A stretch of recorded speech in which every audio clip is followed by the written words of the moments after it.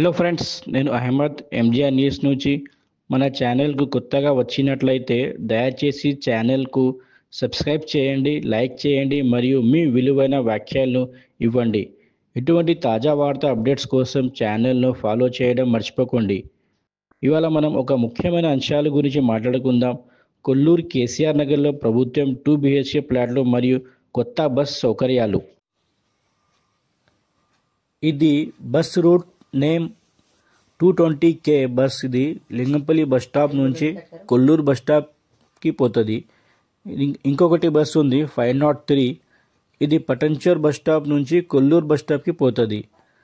ఇంకొకటి బస్ ఉంది 220J, ఇది మెహదీపట్నం బస్ స్టాప్ నుంచి గోపాల్పురం బస్ స్టాప్ దగ్గర పోతుంది.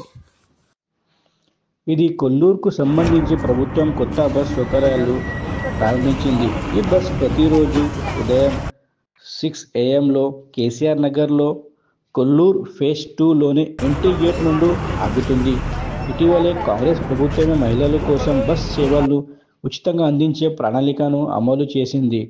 ఇప్పుడు కొల్లూరుకు చెందిన ప్రజలకు ఈ ఉచిత బస్ సౌకర్యం ఇవ్వబడింది. వీడియోలో మీరు చూడగలుగుతున్నట్లుగా ప్రజలు ఈ సౌకర్యం కోసం చాలా సంతోషంగా ఉన్నారు. వారు ఒకరినొకరు అభినందిస్తూ ఈ సౌకర్యం ప్రజలు జీవితాలను సులభతరం చేయడానికి ఎంతో సహాయం చేస్తుందని తెలిపారు.